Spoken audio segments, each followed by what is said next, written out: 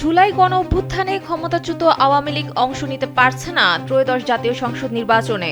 প্রকাশ্যে প্রায় সব রাজনৈতিক দল গণহত্যায় সম্পৃক্ততার অভিযোগে দলটিকে নির্বাচনের বাইরে রাখার কথা বললেও বাস্তবে আওয়ামী লীগ সমর্থক ভোটারদের ঘিরে ভেতরে ভেতরে চলছে এক ধরনের নীরব প্রতিযোগিতা। ভোটের মাঠে এগিয়ে থাকতে আসন ভিত্তিকভাবে এই ভোট ব্যাংক দখলে মরিয়া প্রতিদ্বন্দ্বী দলগুলো। বিএনপি, জামায়াতে ইসলামী, জাতীয় পার্টি সহ বিভিন্ন দলের সমীকরণ আওয়ামী লীগ ঘেঁষা ভোট টানতে পারলে তা বদলে দিতে পারে ফল। এখন যে কোনো ব্র্যান্ডের পুরাতন এসি বদলে নতুন ওয়ালটন এসিতে উপভোগ করুন 25% ছাড়।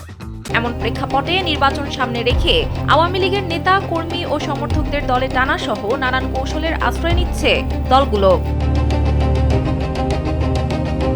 নির্বাচন সংশ্লিষ্টরা বলছেন এটি মূলত ভোট ব্যাংক সম্প্রসারণের কৌশল, যেখানে আদর্শের চেয়ে সংখ্যাই মুখ্য হয়ে উঠছে। তবে এমন প্রবণতার সমালোচনা করছেন রাজনৈতিক বিশ্লেষকদের কেউ কেউ। তাদের মতে গণহত্যায় অভিযুক্ত পতিত ফ্যাসিস্ট শক্তিকে এভাবে রাজনৈতিক মূলধারায় আত্মীকরণ গণ-অভ্যুত্থানের চেতনা ও আকাঙ্ক্ষার সঙ্গে সাংঘর্ষিক। ঢাকা বিশ্ববিদ্যালয়ের রাষ্ট্রবিজ্ঞান বিভাগের অধ্যাপক ও রাজনৈতিক বিশ্লেষক কাজী মাহবুবুর রহমান কালবেলাকে জানান, ফ্যাসিবাদকে পুনর্বাসন কোনোভাবেই গণ-অভ্যুত্থানের কমিটমেন্টের সঙ্গে যায় না। এটি স্পষ্টত দ্বিচারিতা। 5 আগস্টকে যদি আপনি সম্মান করেন তাহলে কোনোভাবেই ফ্যাসিবাদের সঙ্গে কোনো স্বার্থেই আঘাত করতে পারেন না। ফ্যাসিবাদী চিন্তা চেতনাকে জায়গা দেওয়ার কোনো সুযোগ নেই।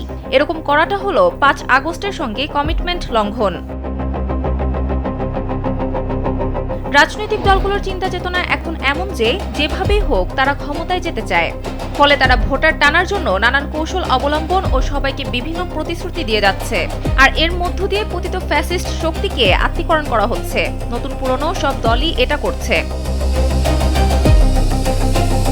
বিশ্লেষকদের মতে বড় একটি ভোট ব্যাংক রয়েছে আওয়ামী লীগের, আর সেই ভোটে নজর পড়েছে অনেক দলের। রাজনৈতিক বিশ্লেষক ফরিদ আহমেদ বলেন, এই ভোট ব্যাংক মূলত আদর্শ নির্ভর ও সংগঠিত। দল ক্ষমতায় থাকুক বা না থাকুক, এই সমর্থন একেবারে হারিয়ে যায় না। বর্তমান বাস্তবতায় আওয়ামী লীগ নির্বাচনের বাইরে থাকলেও এই ভোট কার দিকে যাবে তা নিয়ে মূলত রাজনৈতিক দলগুলোর মধ্যে নীরব প্রতিযোগিতা চলছে।